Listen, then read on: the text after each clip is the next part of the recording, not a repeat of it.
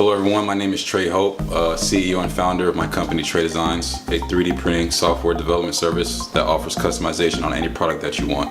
I was kind of, brought to the world of art at a very early age. I kind of just grew a huge passion for it, just as far as creation. So by the time I got older and, got into the tech industry, combining the two was pretty much a no-brainer for me. And something like 3D printing requires a lot of creativity as well as tech. So with this field that I'm in right now, it's pretty much goes hand in hand every day. I did a lot of Photoshop and Illustrator work. So, around town, people would hit me up for flyers or logos or things like that. So I kind of already understood what it meant to be a creator and kind of supply something for someone else.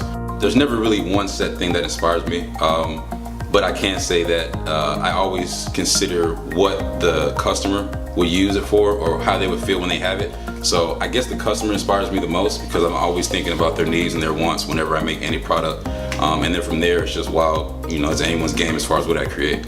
I actually just made a custom iPhone case last night. So it's the first time I use flexible filament. So this time I'm making things that are a little bit more bendable and malleable. But that's been my favorite so far.